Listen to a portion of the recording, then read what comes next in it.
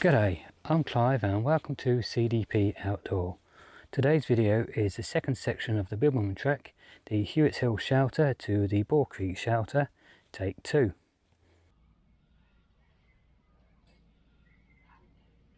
Just leaving the Hewetts shelter, and the reason I'm making this video again is the first time I made it I used my mobile phone, and it was about 2 years ago, and it was a bit shaky.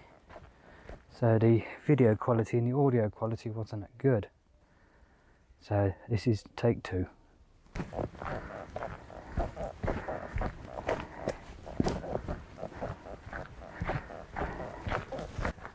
When I got to the Hewetts shelter this morning, there were some young ones, really nice and polite and really respectful, keeping the place nice and clean. It's really good to see.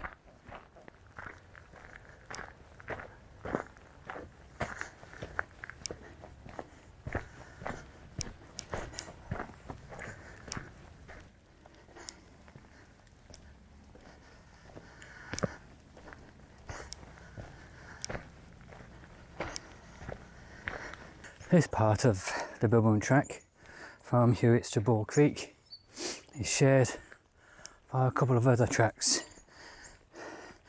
and there is a 4-wheel drive track, and you're getting cyclists on this side also. A lot of the Bibbulmun track, cyclists or any form of wheels aren't allowed. Just be aware on this side that you will meet up with the other cyclist, which they are allowed on certain parts here. Other parts on this section are not, so just keep your eyes open.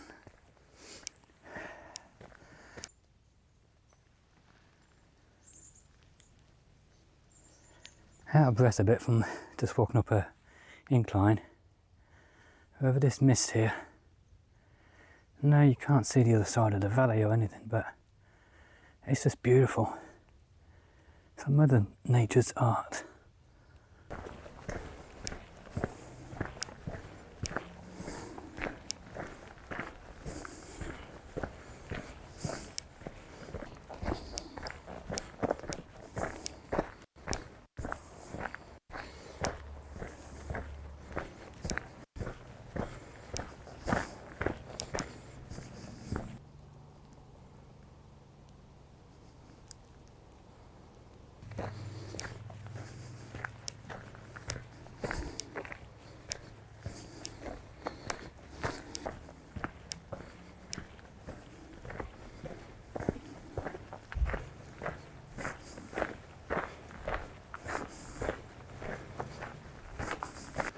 I don't know if you can see in the background there, the mist is just starting to lift or disappear. So far it's been a beautiful morning's walk. Even though it's only just gone 9 o'clock, the amount of people I've seen out here. Like I said, when I got to the shelter this morning to start today's walk, there's a group of young people there, 4 of them, and then there was 2 women turned up and they carried on walking, and I've just had a group of about 12, 14 young ones walking the opposite way. So it's quite busy out here today. I wasn't expecting it to be so busy with it being a Thursday morning, but it is.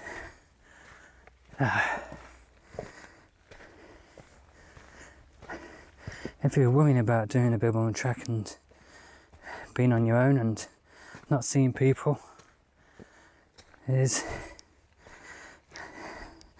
very few times I've been on the Bibbulmun track that I haven't seen somebody at one point or another.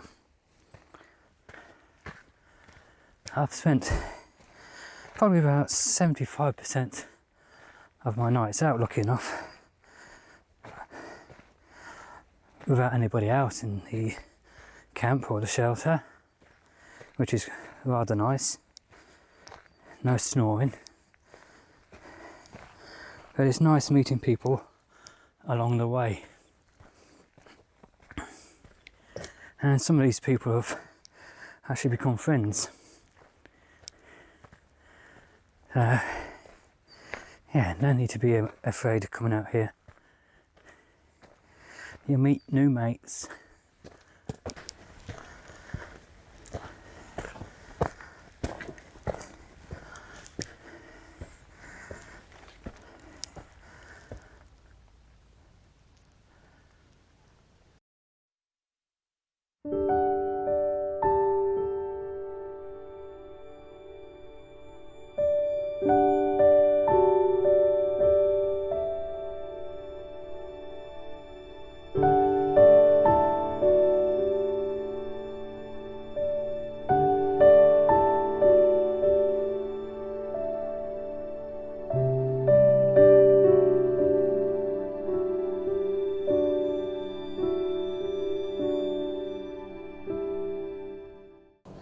Here we are, the Southern Lookout, looking down over the Mundaring Weir. Isn't that just beautiful?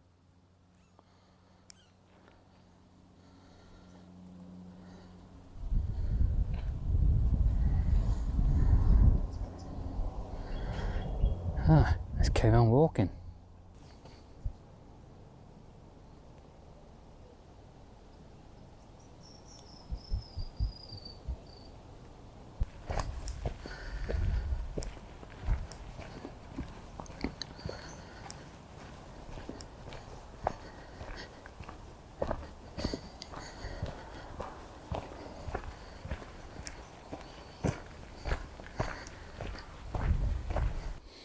The Southern Lookout, and it's also known as the Golden View. There's a car park, only about 50-75 metres away. So if you're thinking of only doing part of this section, you can be picked up from there. Or if you want to be a little bit clever, just carry a day pack and have somebody drop off a bit more there, or a bigger pack. Or you can even wait until you get to the Mundaring Weir Hotel, or even the Discovery Centre. So there's multiple spots along this section you could be picked up or dropped off, or have supplies dropped off to you. And a lot of people worry because this first section from Kalamunda to Dwellingup is the largest number of days, and get concerned about points where they can have things dropped off, and they're concerned that they're not able to. But there is a large amount of points you can have supplies dropped off. Like I said, we've got the start from Kalamunda. We've got at least one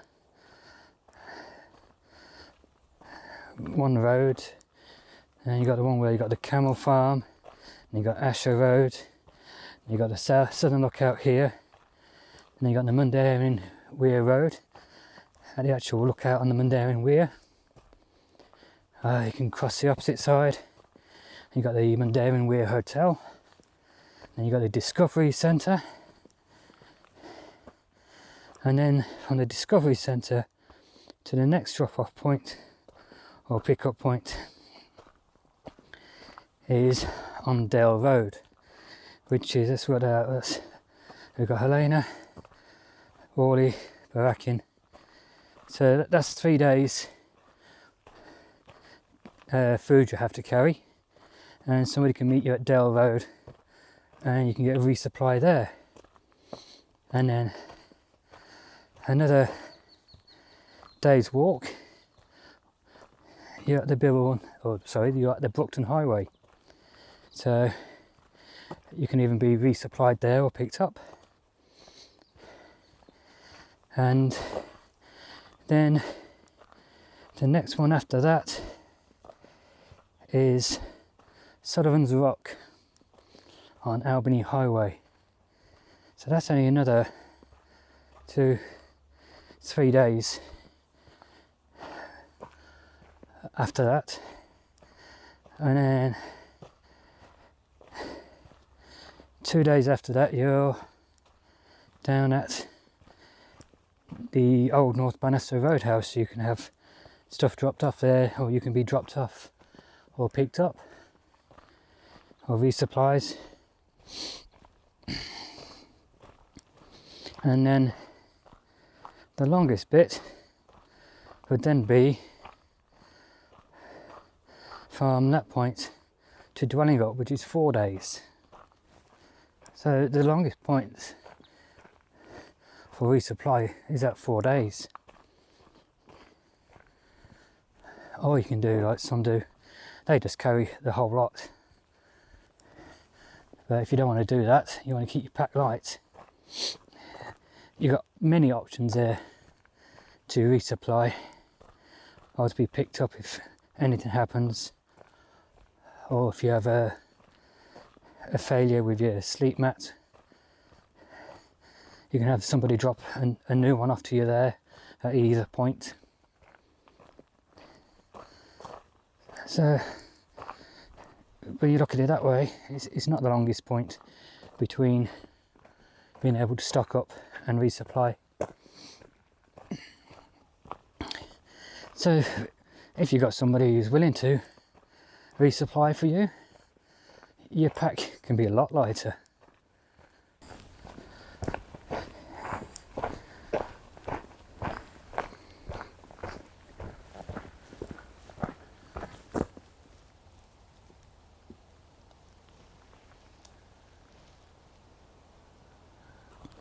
When I got to the south ledge, or the southern lookout, I swapped my hats.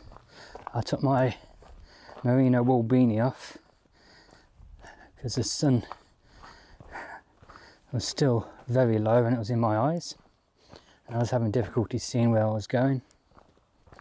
So I swapped it with my baseball cap with a peak on. I just wish I had a beanie with a peak on, because I can feel the cold on my ears and on the back of my head where the beanie was. I actually carry 3 hats most of the time. I have my baseball cap when it's warm. I have my normal beanie, which is when it's only cold or when I'm sleeping in my hammock. And then I have a fleece beanie or fleece cap, which is for when it's really cold. So carrying that little bit of extra weight, if people are worried about the weight with having 3 caps or 3 hats, I'm comfortable all day and night no matter what the weather is. So that extra couple of 100 grams makes no difference to me. I'd rather be comfortable.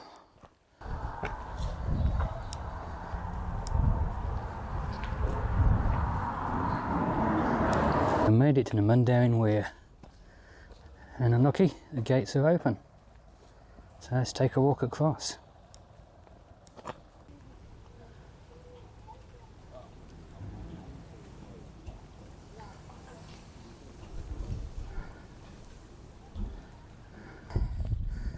Isn't this beautiful? Look at the view all the way down there.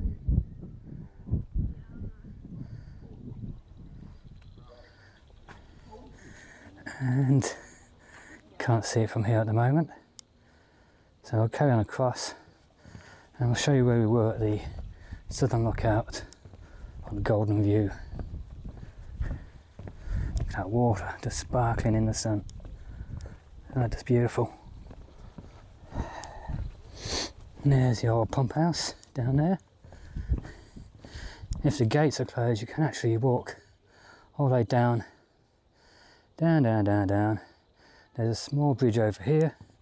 You can cross the bridge and then you start walking all the way back across the car park and up those steps there and back up to the top. We're lucky today, we've got a gate open so we can walk across the weir.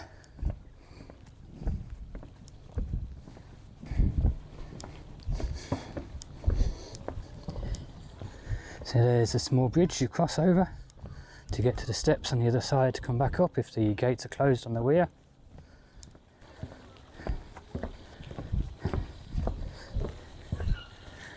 And up there, about centre of the screen, is the southern lookout, the Golden View.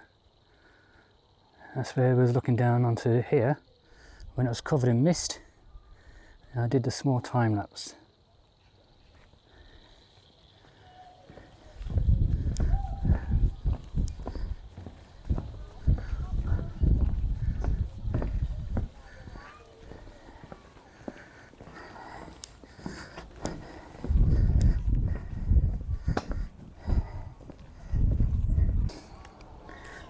How about that for a view? Not me. That. It's beautiful, isn't it?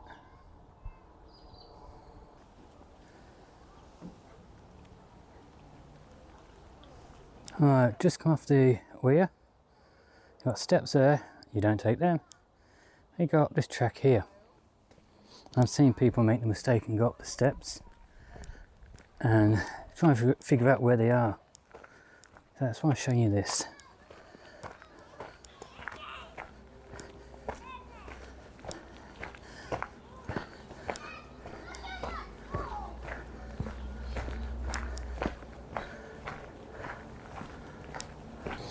There you go, now there's the pipe, and we're going to end up at the steps carved in there.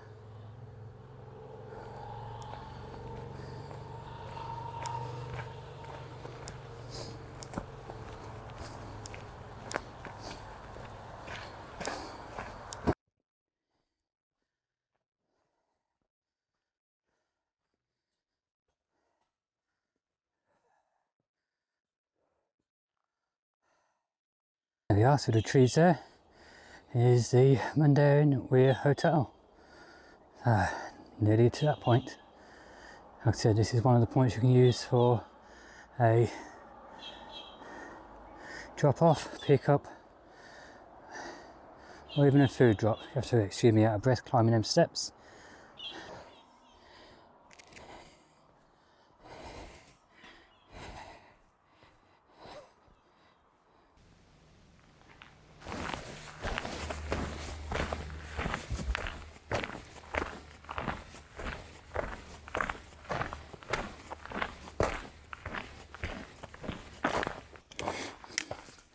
You know what? I've been a right dummy.